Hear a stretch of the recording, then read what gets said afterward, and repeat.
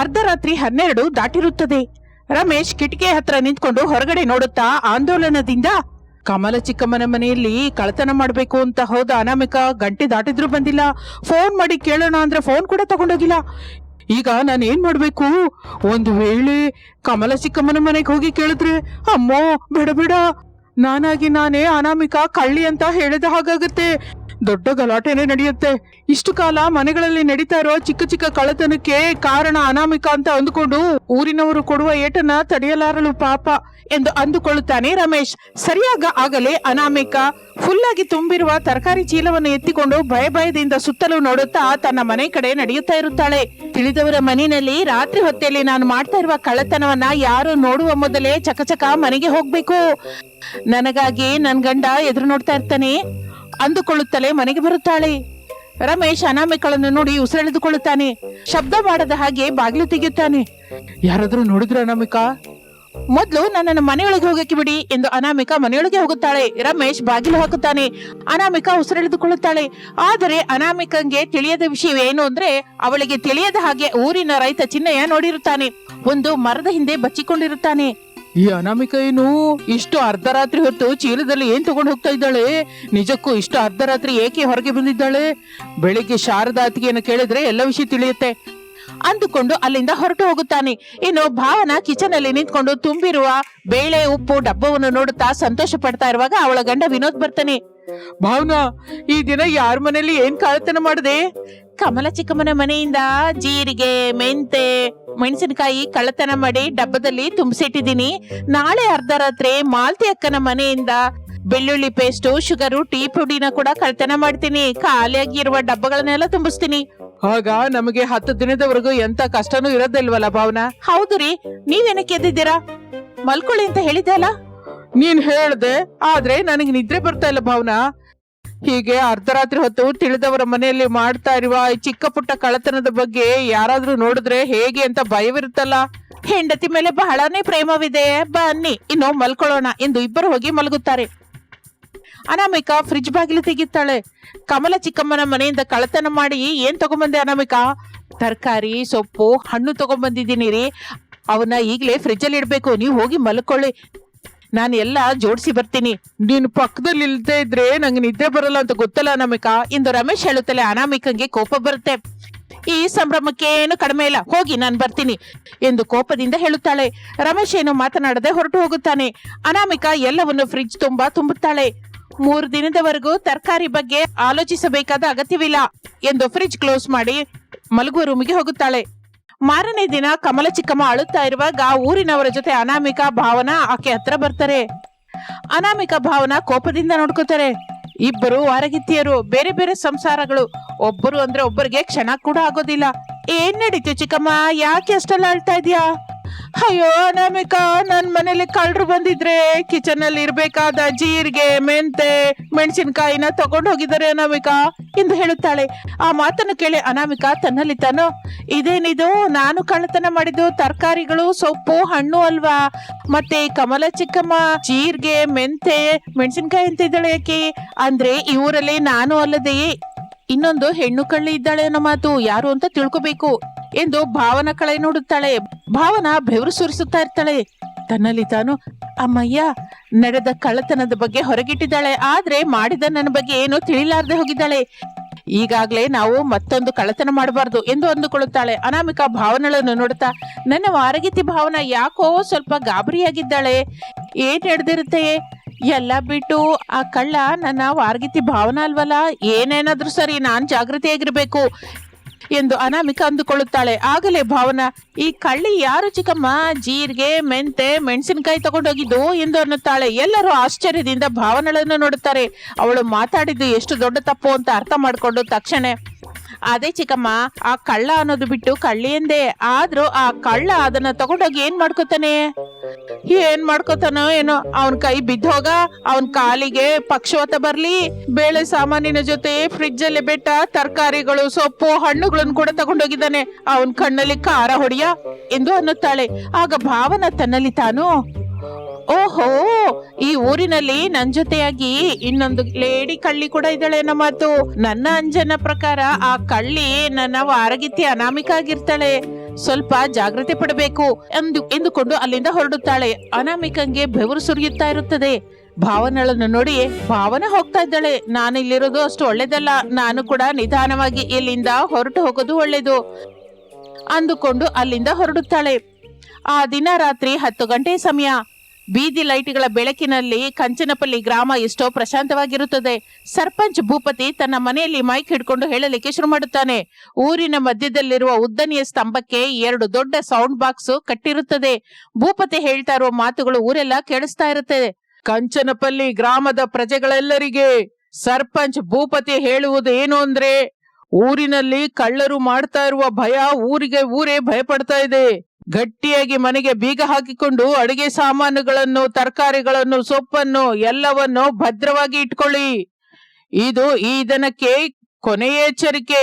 ಇನ್ನು ನನಗ್ ಕೂಡ ನಿದ್ದೆ ಬರುತ್ತೆ, ನಾನು ಮಲ್ಕೋತೀನಿ ಎಂದು ಹೇಳಿ ಭೂಪತಿ ಮೈಕ್ ಆಫ್ ಮಾಡುತ್ತಾನೆ. ಹಾಗೆ ಸಮಯ ಕಳೆಯುತ್ತಾ ಇರುತ್ತದೆ. ಅನಾಮಿಕಳ ಮನೆಯಲ್ಲಿ ರಮೇಶ್ ಅನಾಮಿಕ ಮಲಗಲಿಲ್ಲ. ಭಾವನ ಮನೆಯಲ್ಲಿ ಭಾವನ ವಿನೋದು ಮಲಗಿರಲಿಲ್ಲ. ಆ ದಿನ ರಾತ್ರಿ ಕಳ್ಳತನ ಮಾಡಿ ತೆಗೆದುಕೊಂಡು ಬರುವ ವಸ್ತುಗಳ ಬಗ್ಗೆ, ಮನೆ ಬಗ್ಗೆ ಮಾತನಾಡಿಕೊಳ್ತಾ ಇರ್ತಾರೆ. ಅರ್ಧರಾತ್ರಿ 1 ಗಂಟೆ ದಾಟಿರುತ್ತದೆ. ಊರೆಲ್ಲ ಪ್ರಶಾಂತವಾಗಿ ಮಲಗಿರುತ್ತದೆ. ರೈತ ಚಿನ್ನಯ್ಯ ಊರಿನಲ್ಲಿ ಮಧ್ಯದಲ್ಲಿರುವ ಒಂದು ಮರದ ಕೆಳಗೆ ಮಲಗಿಕೊಂಡು ಅನಾಮಿಕಳ ಮನೆ ಕಡೆ ನೋಡ್ತಾ ಇರ್ತಾನೆ. ಅನಾಮಿಕ ಮನೆಯೊಳಗಿಂದ ನಿಧಾನವಾಗಿ ಚೀಲ ಹಿಡಿದುಕೊಂಡು ಹೊರಗೆ ಬರುತ್ತಾಳೆ. ಅದು ಚಿನ್ನಯ್ಯ ನೋಡುತ್ತಾನೆ. ಈ ದಿನ ಅನಾಮಿಕಳನ್ನ ಹೇಗಾದ್ರೂ ಹಿಡ್ಕೋಬೇಕು, ಅವಳೇ ಕಳ್ಳಿ ಅಂತ ಹೇಳ್ಬೇಕು ಅಂದುಕೊಳ್ಳುತ್ತಾ ನಿದ್ರೆ ನಡೆಸುತ್ತಾ ಮಲಗಿರುತ್ತಾನೆ. ಭಾವನ ಕೂಡ ಮನೆಯಿಂದ ಹೊರಗೆ ಬರುತ್ತಾಳೆ. ಹಾಗೆ ಸಮಯ ಕಳೆಯುತ್ತಾ ಇರುತ್ತದೆ. ಚಿನ್ನಯ್ಯ ಗಾಬರಿಯಿಂದ ಊರೆಲ್ಲ ತಿರುಗುತ್ತಾ, ಈ ಅನಾಮಿಕ ಎಲ್ಲಿಗೆ ಹೋದ ಹಾಗೆ, ಏನ್ ಕಳ್ತನ ಮಾಡಿದ ಹಾಗೆ, ಛೇ 1 ಗಂಟೆಯಿಂದ ಹುಡುಕ್ತಾ ಇದ್ದೀನಿ, ಅನಾಮಿಕ ಎಲ್ಲಿಗೆ ಹೋಗಿದ್ದಳು ಕಾಣಿಸ್ತಾ ಇಲ್ಲ. ಊರಲ್ಲಿ ನಡೀತಾ ಇರುವ ಕಳ್ಳತನಕ್ಕೆ ಅನಾಮಿಕಂಗೂ ಖಚಿತವಾಗಿ ಏನೋ ಸಂಬಂಧ ಇದ್ದೇ ಇರುತ್ತೆ ಅಂದುಕೊಳ್ಳುತ್ತಾ ಹುಡುಕುತ್ತಾ ಇರುತ್ತಾನೆ. ಕಳ್ಳತನ ಮಾಡಿದ ವಸ್ತುಗಳಿಂದ ಅನಾಮಿಕ ಒಂದು ದಾರಿಯಿಂದ ಹೋಗ್ತಾ ಇರ್ತಾಳೆ. ಭಾವನ ಮತ್ತೊಂದು ದಾರಿಯಲ್ಲಿ ಬರುತ್ತಾಳೆ. ಇಬ್ಬರು ಒಂದು ಕಡೆ ಎದುರಾಗುತ್ತಾರೆ. ಅವರ ಕೈಯಲ್ಲಿರುವ ಚೀಲಗಳನ್ನು ನೋಡುತ್ತಲೇ ಇಬ್ಬರಿಗೂ ಕಳ್ಳರು ಎಂದು ಅರ್ಥವಾಗಿ ಹೋಗುತ್ತೆ. ಇಬ್ಬರು ಒಂದು ಕಡೆ ನಿಂತ್ಕೊಂಡು ಮಾತನಾಡಿಕೊಳ್ಳುವುದು ಚಿನ್ನಯ್ಯ ನೋಡುತ್ತಾನೆ. ಅಮ್ಮೋ, ವಾರಗಿತ್ತಿಯರು ಹಗಲೆಲ್ಲ ಅಮಾಯಕವಾಗಿ ಕಾಣಿಸುತ್ತಾ ರಾತ್ರಿ ವೇಳೆ ಕಳ್ಳತನ ಮಾಡಲಿಕ್ಕೆ ಶುರು ಮಾಡಿದ್ದಾರೆ ಅನ್ನೋ ಮಾತು. ಇನ್ನೇನು ನೋಡ್ಕೊಳ್ಳಿ, ನಿಮ್ಮ ಕತೆ ನಾನು ಹೇಗೆ ಮುಗಿಸ್ತೀನೋ ಎಂದು ತಡ ಮಾಡದೆ ಅವರಿಗೆ ಕಾಣಿಸಿದ ಹಾಗೆ ಹೊರಟು ಹೋಗುತ್ತಾನೆ. ಅನಾಮಿಕ ಭಾವನ ಸ್ವಲ್ಪ ಹೊತ್ತು ಮಾತನಾಡಿಕೊಂಡು ಅವರ ಮನೆಗೆ ಅವರು ಹೊರಟು ಹೋಗುತ್ತಾರೆ. ಇನ್ನು ಆಗಿನಿಂದ ಅನಾಮಿಕ ಭಾವನ ಸೇರಿ ಒಗ್ಗಟ್ಟಾಗಿ ಕಳ್ಳತನ ಮಾಡಲಿಕ್ಕೆ ಶುರು ಮಾಡುತ್ತಾರೆ. ಹಾಗೆ 2 ದಿನ ಕಳೆಯುತ್ತದೆ. 3ನೇ ದಿನ ರಾತ್ರಿ ಅನಾಮಿಕ ಭಾವನ ಒಟ್ಟಿಗೆ ಜೊತೆಗೂಡಿ ಕಳ್ಳತನ ಮಾಡಬೇಕು ಎಂದು ಮಾತನಾಡಿಕೊಳ್ಳುತ್ತಾ ಹೋಗುತ್ತಾ ಇರುವಾಗ ಭೂಪತಿ ಜೊತೆ ಸೇರಿ ಊರಿನವರು ಕಾಣಿಸುತ್ತಾರೆ. ಅಕ್ಕ, ನಾವು ಸಿಕ್ಕಾಕೊಂಡ್ವಿ. ನೀನು ದೊಡ್ಡ ಐರನ್ ಲೆಗ್ ಅಂತ ಗೊತ್ತಿದ್ದು ಕೂಡ ನಿನ್ ಜೊತೆ ಸೇರ್ದೆ ನೋಡು, ನಂದೇ ಬುದ್ಧಿ ಕಡಿಮೆ. ಛೆ, ಇಷ್ಟು ಕಾಲದಲ್ಲಿ ನಾನು ಯಾವತ್ತೂ ಸಿಕ್ಕಿರ್ಲಿಲ್ಲ. ಮೊನ್ನೆ ನೀನು ಸಿಕ್ಕೆ, ಈ ದಿನ ಹೀಗೆ ಸಿಕ್ಕಾಕೊಂಡ್ವಿ. ಏನ್ ಜಾತಕನೇ ನಿಂದು? ನಂಗೂ ಹಾಗೆ ಅನ್ಬೇಕು ಅಂತ ಇದೆ ಅಕ್ಕ, ಆದ್ರೆ ನಾನು ಹಾಗೆ ಅನ್ನಲಾರೆ. ನೀನು ದೊಡ್ಡವಳಲ್ವಾ?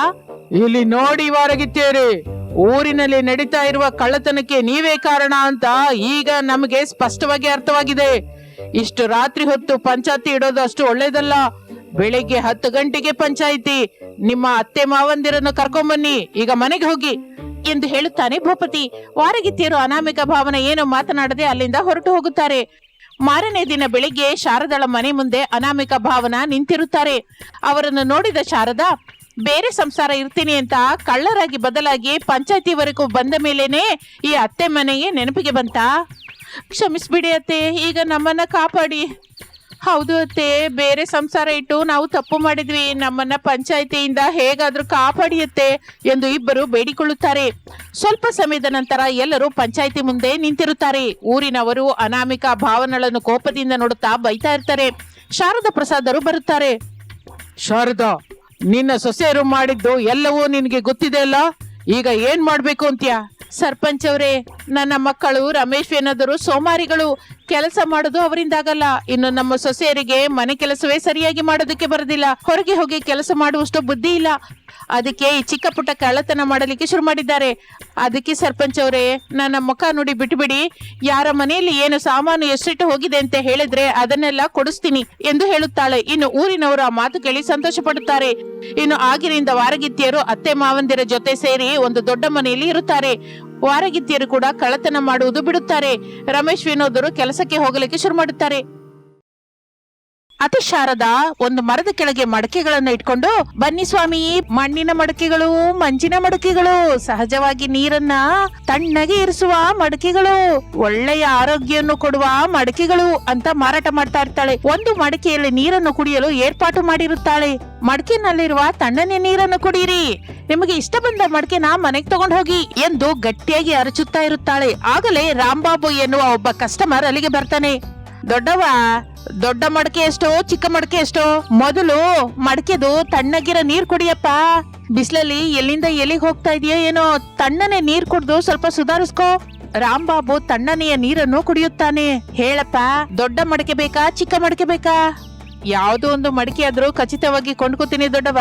ಆದ್ರೆ ಇದಕ್ಕೂ ಮೊದಲು ನೀನ್ ಹೇಳಿದ್ದು ನಿಜವೇನಾ? ಮಡಕೆನಲ್ಲಿ ನೀರ್ ಕುಡಿದ್ರೆ ಆರೋಗ್ಯ ಚೆನ್ನಾಗಿರುತ್ತಾ? ತುಂಬಾ ಚೆನ್ನಾಗಿರುತ್ತಪ್ಪ. ಮಡಕೆ ಅನ್ನೋದು ಸಹಜ ಸಿದ್ಧವಾದ ತಂಪನ್ನು ಕೊಡುತ್ತೆ. ಮಣ್ಣಿನಿಂದಾದ ರಂಧ್ರದಿಂದ ನೀರು ನಿಧಾನವಾಗಿ ಆವಿಯಾಗಿ ತಣ್ಣಗಾಗುತ್ತೆ. ಮಣ್ಣಿನಲ್ಲಿರುವ ಕೆಲವು ಸಹಜ ಗುಣಗಳು ನೀರಲ್ಲಿ ಸೇರುತ್ತೆ. ಮಡಕೆ ನೀರನ್ನು ಕುಡಿದ್ರೆ ತಿಂದದ್ದು ಚೆನ್ನಾಗಿ ಅರಗುತ್ತಯ್ಯ. ಗಂಟಲು ನೋವು, ನೆಗಡಿ ಬರೋದಿಲ್ಲ. ಮಡಕೆ ನೀರು ಶರೀರವನ್ನು ಒಳಗಿಂದ ತಣ್ಣಗಿಡುತ್ತೆ. ಮಣ್ಣಿನ ಒಂದು ದೊಡ್ಡತನ ಅದೇಪ. ಅಂದ್ರೆ ದೊಡ್ಡವ, ತಣ್ಣಗಾಗೋದಕ್ಕೆ ಎಷ್ಟು ಸಮಯ ಹಿಡಿಯುತ್ತೆ? ಸ್ವಲ್ಪ ಸಮಯ ಆದ್ರೆ ಸಾಕಪ್ಪ, ನೀರು ತಣ್ಣಗಾಗತ್ತೆ. ಮಕ್ಕಳಿಗೆ, ದೊಡ್ಡವರಿಗೆ ಎಲ್ರಿಗೂ ಉಪಯೋಗನೇ ಅಲ್ವಾ? ಇಷ್ಟಕ್ಕೂ ಇದ್ರ ರೇಟ್ ಏನು ದೊಡ್ಡವ? ಶಾರದಾ ರೇಟ್ ಹೇಳುತ್ತಾಳೆ. ರಾಂಬಾಬು ದುಡ್ಡು ಕೊಡುತ್ತಾನೆ. ಒಂದು ಸಲ ತಗೊಂಡೋಗಪ್ಪ, ಮತ್ತೆ ಮತ್ತೆ ನನ್ನೇ ಹುಡ್ಕೊಂಡು ಬರ್ತೀರಾ? ಇದು ಮಡಕೆ ಅಲ್ಲಪ್ಪ, ನೀರನ್ನು ಸಹಜವಾಗಿ ತಣ್ಣಗೆ ಇಡುವ ಫ್ರಿಜ್ ಅನ್ನೋ ಮಾತು. ಆದ್ರೆ ಅಪ್ಪ, ಹೊಸ ಮಡಕೆನ ಉಪಯೋಗಿಸುವ ಮೊದಲು 1-2 ದಿನ ನೀರಲ್ಲಿ ನೆನೆಸ್ಬೇಕು. ಆ ನಂತರ ಶುಭ್ರ ಮಾಡಿದ್ರೆ ನೀರು ಕೂಡ ತಾಜವಾಗಿರುತ್ತೆ. ಇನ್ನು ರಾಂಬಾಬು ಮಡಕೆಯನ್ನು ತೆಗೆದುಕೊಂಡು ಹೊರಟು ಹೋಗುತ್ತಾನೆ. ಶಾರದಾ ಸ್ವಲ್ಪ ಉಸಿರೆಳೆದುಕೊಂಡು, ಹೋಗ್ಲಪ್ಪ, 2 ಗಂಟೆ ನಂತರ ಆದ್ರೂ ಒಂದು ಮಡಕೆ ಮಾರಾಟವಾಯ್ತು. ಆಗಲೇ ಸೊಸೆ ಅನಾಮಿಕಾ ಲಂಚ್ ಬಾಕ್ಸ್ ತೆಗೆದುಕೊಂಡು ಕೊಡೆ ಹಿಡ್ಕೊಂಡು ಬರ್ತಾಳೆ. ಅತ್ತೆ, ಊಟ ತಂದಿದ್ದೀನಿ, ಮೊದ್ಲು ತಿನ್ನಿ. ಇಷ್ಟು ಬಿಸಿಲಲ್ಲಿ ನೀನೇನಕ್ಕೆ ಬಂದೆ? ಸ್ವಲ್ಪ ಹೊತ್ತಾದ್ರೆ ನಾನೇ ಮನೆಗೆ ಬರ್ತಾ ಇದ್ದಲ್ಲ.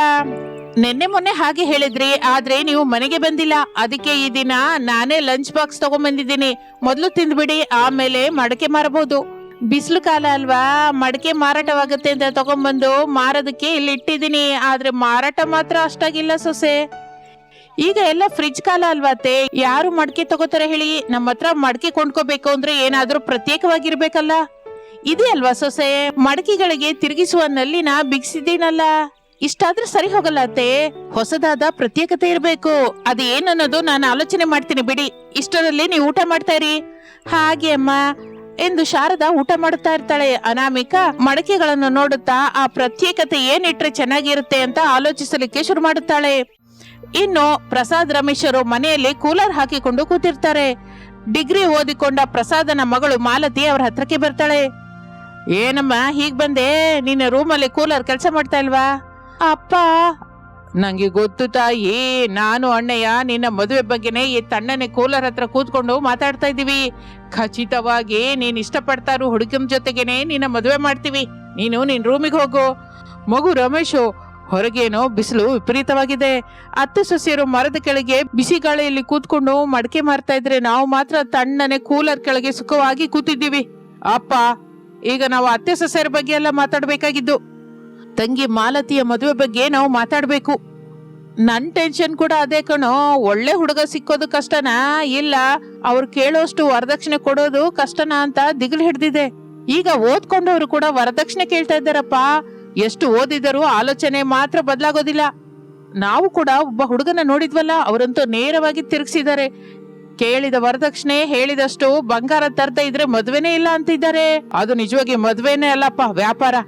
ಅರೆ, ಈ ಸಮಾಜವೆಲ್ಲ ಹೀಗೆ ಇದೆ ಕಣೋ. ನಾವು ಒಬ್ಬರು ಬದಲಾದ್ರೆ ಏನ್ ನಡೆಯುತ್ತೆ? ನಾವೇ ಬದಲಾಗ್ಬೇಕು ಅಪ್ಪ. ಮಾಲತಿಗೆ ಒಳ್ಳೆ ಮನಸ್ಸಿರುವ ಹುಡುಗನ ತಂದು ಕೇಳಿದಷ್ಟು ವರದಕ್ಷಿಣೆ ಕೊಟ್ಟು ಮದುವೆ ಮಾಡೋಣ. ನೀನ್ ಹೇಳುದು ನಿಜಾನೇ ಮಗನೇ. ಆದ್ರೆ ಹುಡುಗಿ ಮದುವೆ ಅಂದ್ರೆ ಜವಾಬ್ದಾರಿ ಹೆಚ್ಚಿರುತ್ತದೆ, ಖರ್ಚು ಕೂಡ ಹೆಚ್ಚಾಗಿರುತ್ತೆ. ತಂಗಿಯ ಸಂತೋಷ ಮುಖ್ಯ ಅಪ್ಪ, ದುಡ್ಡಲ್ಲ. ನಾವು ಅಂದುಕೊಂಡ ಲೆಕ್ಕದ ಪ್ರಕಾರ ನೋಡ್ಕೊಂಡ್ರೆ ಇನ್ನೊಂದು 2 ಲಕ್ಷ ಕಡಿಮೆ ಆಗುತ್ತಲ್ಲ. ಅದಕ್ಕೆ ನಾನು ನನ್ನ ಮೆಕ್ಯಾನಿಕ್ ಶಾಪ್ನ ಮಾರ್ತೀನಿಯಪ್ಪ. ಅಂತ ಕೆಲಸ ಮಾಡ್ಬೇಡ ಮಗನೇ. ನಮ್ಗೆ ಇಷ್ಟು ಕಾಲ ಅನ್ನ ಕೊಟ್ಟಿದ್ದು ಆ ಮೆಕ್ಯಾನಿಕ್ ಶಾಪೆ ಅನ್ನುವ ನಿಜಾನ ಮರ್ತ ಹೋಗ್ಬೇಡ. ನೋಡೋಣಪ್ಪ, ನಾನೇನೋ ಒಂದು ಮಾಡ್ತೀನಲ್ಲ ಎಂದು ಇಬ್ಬರು ಮಾತನಾಡಿಕೊಳ್ಳುತ್ತಾ ಇರ್ತಾರೆ. ಅತ್ತೆ, ನಂಗೊಂದು ಐಡಿಯಾ ಬಂದಿದೆ. 1 ನಿಮಿಷ ನಿಲ್ಲೇ. ಖರ್ಚಿಲ್ಲದ ಐಡಿಯಾ ಖರ್ಚಿರುವ ಐಡಿಯಾನ. ಕಡಿಮೆ ಖರ್ಚಿನಲ್ಲಿ ಹೆಚ್ಚು ಲಾಭ ಕೊಡುವ ಐಡಿಯಾ ಅತ್ತೆ. ಏನದು? ನಾವು ಮಡಿಕೆಗಳನ್ನ ಮಡಿಕೆ ಕೂಲರ್ಸ್ ಆಗಿ ಬದಲಾಯಿಸಿ ಮಾರೋಣ ಅತ್ತೆ. ಏನೋ ಮಡಿಕೆ ಕೂಲರ್ಸ್ ಮಾರ್ತೀಯಾ? ಅದು ಹೇಗೆ? ಅನಾಮಿಕಾ ವಿವರವಾಗಿ ಹೇಳುತ್ತಾಳೆ. ತುಂಬಾ ಚೆನ್ನಾಗಿದೆ ಹುಡುಗಿ, ಇನ್ನು ನೀನು ಮನೆಗೆ ಹೋಗು. ನಾನು ಕತ್ತಲಾಗುವವರೆಗೆ ಇದ್ದು ಎಷ್ಟು ಮಡಿಕೆಗಳು ಮಾರಾಟವಾಗುತ್ತೋ ಅಷ್ಟು ಮಾರ್ಕೊಂಡು ಮನೆಗೆ ಬರ್ತೀನಿ. ಹಾಗಲ್ಲ ಅತ್ತೆ, ಮಡಿಕೆ ಕೂಲರ್ಸ್ ನ ಮಾಡಿ ಮಾರೋಣ ಅನ್ಕೊಂಡ್ವಲ್ಲ, ಇನ್ನು ಮಡಿಕೆ ಮಾರೋದೇನಕ್ಕೆ ಹೇಳಿ? ಮನೆಗೆ ಹೊರಟೋಗೋಣ ಬನ್ನಿ.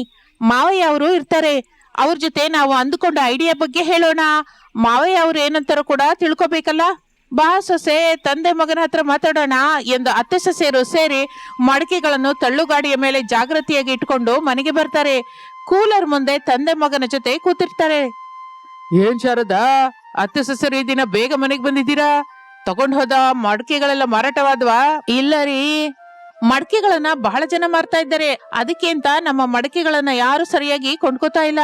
ನಾನು ದುಃಖ ಪಡೋದು ನೋಡಕ್ಕಾಗ್ದೆ ನನ್ ಸೊಸೆ ಒಂದು ಸಖತ್ತಾದ ಐಡಿಯಾ ಕೊಟ್ಟಿದ್ದಾಳೆ. ಅದೇನೋ ನಂಗೆ ತುಂಬಾ ಹಿಡ್ಸಿತ್ತು ರೀ. ಈಗೇನೋ ಅದೇ ಐಡಿಯಾನ ನಿಮ್ಗೆ ಹೇಳೋಣ ಅಂತ ಬೇಗ ಮನೆಗ್ ಬಂದ್ವಿ. ಅಷ್ಟೆಲ್ಲ ಸಖತ್ತಾಗಿರೋ ಐಡಿಯಾ ಏನಮ್ಮ? ಮಗು ರಮೇಶು, ಮತ್ತು ಅಷ್ಟು ವ್ಯಂಗ್ಯ ಮಾಡ್ಬೇಡ. ನನ್ ಸೊಸೆ ಹೇಳಿದ್ದನ್ನ ಕೇಳಿ ನೀನು ಕೂಡ ವಾವ್ ಅಂತೀಯ, ಎಗ್ರಿ ಜಂಪ್ ಮಾಡ್ತೀಯ ಕೂಡ. ನಾನೇನ್ ಮಾಡ್ತೀನೋ ಅದನ್ನ ನಾನ್ ನೋಡ್ಕೋತೀನಿ. ಮೊದ್ಲು ನಿಮ್ಮ ಸೊಸೆಗೆ ಬಂದ ಸಖತ್ತಾಗಿರೋ ಐಡಿಯಾ ಏನು ಅಂತ ಅದು ಹೇಳಿ ಎಂದು ರಮೇಶ್ ಅನ್ನುತ್ತಾ ಇರುವಾಗ ರೂಮಿನೊಳಗಿಂದ ಮಾಲತಿ ಬರುತ್ತಾಳೆ. ಮಾವಯ್ಯ, ಮಾಲತಿ, ಮಡಿಕೆಗಳು ಬಹಳ ಜನ ಬಹಳ ಜಾಗದಲ್ಲಿ ಮಾರ್ತಾ ಇದ್ದಾರೆ. ನಾವು ಮಾತ್ರ ಮಡಿಕೆನ ಕೂಲರ್ ಮಾಡಿ ಮಾರೋಣ. ಇದಕ್ಕೆ ಹೆಚ್ಚಾಗಿ ಖರ್ಚೇನೂ ಆಗುವುದಿಲ್ಲ. ಕಡಿಮೆ ರೇಟಲ್ಲಿ ಕೂಲರ್ ತಯಾರಾಗಿ ಹೋಗುತ್ತೆ, ಕೂಡ ಮಾರಾಟವಾಗುತ್ತೆ. ಹೆಚ್ಚಾಗಿ ಮಾರಾಟವಾಗುತ್ತೆ ಅಂತ ನೀನ್ ಹೇಗೆ ಹೇಳ್ತಾ ಇದೀಯ ಅನಾಮಿಕಾ?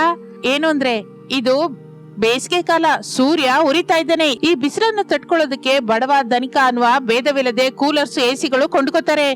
ಆ ಕಂಪನಿಯವರಿಗೆ ಇದು ಒಳ್ಳೆ ಸಮಯ, ತಪ್ಪದೇ ಕೊಂಡ್ಕೋತಾರೆ ಅಂತ ಚಿಕ್ಕ ಚಿಕ್ಕ ಕೂಲರ್ಸ್ಗೆ 3000 4000 ಇಟ್ಟು ಮಾರಾಟ ಮಾಡ್ತಾ ಇರ್ತಾರೆ.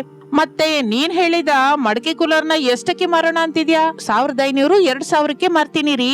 ಬಡವರು, ಮಿಡಲ್ ಕ್ಲಾಸ್ ನವರು ತಮ್ಮ ತಮ್ಮ ಅಂತಸ್ತಿಗೆ ತಕ್ಕ ಹಾಗೆ ಏನ್ ಸಿಕ್ಕುತ್ತೋ ಅದನ್ನ ತಗೋತಾರೆ. ನಮ್ಮ ಮಡಿಕೆ ಕೂಲರ್ ಬರುತ್ತೆ ಅಂತ ತಿಳ್ಕೊಂಡು ಖಚಿತವಾಗಿ ತಗೋತಾರೆ. ವಾರೆ ವಾ ಸೊಸೆ, ನಿನ್ ಆಲೋಚನೆ ಚೆನ್ನಾಗಿದೆ ಅಮ್ಮ. ಕಡಿಮೆ ಬಂಡವಾಳದಿಂದ ಹೆಚ್ಚು ಲಾಭ ಬರುತ್ತೆ ಅಂದ್ರೆ ಇನ್ನು ತಡ ಮಾಡದೆ ಮಡಿಕೆ ಕೂಲರ್ನ ತಯಾರು ಮಾಡೋಣ ಎಂದು ಮೆಚ್ಚುಗೆಯಿಂದ ಪ್ರಸಾದ್ ಕೂಡ ಅನ್ನುತ್ತಾನೆ. ನೀನು ಸೂಪರ್ ಅತ್ಗೆ, ಹೇಗೂ ನನ್ನ ಮದ್ವೆಗೆ ಎತ್ತಿಟ್ಟ ದುಡ್ಡಿದೆ ಅಲ್ಲ, ಅದರಿಂದ ಸ್ವಲ್ಪ ದುಡ್ಡು ತೆಗಿಯೋಣ, ಬಂಡವಾಳಕ್ಕೆ ಉಪಯೋಗಿಸೋಣ. ಬಂದ ಲಾಭವೆಲ್ಲ ತಿರುಗಿ ಅದರಲ್ಲೇ ಜಮಾ ಮಾಡಿ. ಸರಿಯಾದ ನಾದಿನಿ ಅಂದ್ಕೊಂಡೆ ಮಾಲತಿ. ತುಂಬಾ ಥ್ಯಾಂಕ್ಸ್ ಅತ್ಗೆ. ಹಾಗೆ ಶಾರದಳ ಕುಟುಂಬವೆಲ್ಲ ಮಾತನಾಡಿಕೊಂಡು ಮಡಿಕೆ ಕೂಲರ್ಸ್ ನ ತಯಾರು ಮಾಡಲಿಕ್ಕೆ ಶುರು ಮಾಡುತ್ತಾರೆ. ಹಾಗೆ ಆ ದಿನ ಕಳೆದು ಹೋಗುತ್ತದೆ. ಮಾರನೇ ದಿನ, ಅತ್ಗೆ, ತಯಾರು ಮಾಡಿದ ಮಡಿಕೆ ಕೂಲರ್ಸ್ ನ ಗಾಡಿ ಮೇಲೆ ಇಟ್ಟಿದ್ದೀರಲ್ಲ? ಹಾ, ಇಟ್ಟಿದ್ದೀನಿ ಮಾಲತಿ. ಸ್ಟೂಲ್ಸ್ ಕೂಡ ತಗೊಂಡಿದೀವಿ. ನಾವು ಇನ್ನು ಹೋಗಿ ಮಡಿಕೆ ಕೂಲರ್ಸ್ ನ ಮಾರಲಿಕ್ಕೆ ಶುರು ಮಾಡ್ತೀವಿ. ನೀನು ಮನೆ ಹತ್ರನೇ ಇರೋ, ನಿಮ್ಮ ಅಂದಕ್ಕೆ ಮೆರುಗು ತಂದ್ಕೋ, ಸರಿನಾ? ಹಾಗೆ ಅತ್ಗೆ. ಇನ್ನು ಅತ್ತೆ ಸೊಸೆಯರು ಮನೆಯಿಂದ ಹೊರಡುತ್ತಾರೆ. ಮರದ ಹತ್ರಕ್ಕೆ ಸೇರ್ಕೋತಾರೆ. ಆ ಮರದ ಕೆಳಗೆ 2-3 ಸ್ಟೂಲ್ಸ್ ಇಟ್ಟು ಅದರ ಮೇಲೆ ಮಡಿಕೆ ಕೂಲರ್ಸ್ ನ ಇಡ್ತಾರೆ. ಮಡಿಕೆ ಕೂಲರ್ಸ್ 1500 ರೂಪಾಯಿ, 2000 ರೂಪಾಯಿ ಅಂತ ಬೋರ್ಡ್ ಕೂಡ ಇಡ್ತಾರೆ. ರಮೇಶ್ ಮೈಕ್ ಹಿಡಿದುಕೊಂಡು, ಮಡಿಕೆ ಕೂಲರ್ಸ್ ಒಂದು ವಿಧದಿಂದ ಬಡವರ ಎಸಿ ಅಂತ ಹೇಳಬಹುದು.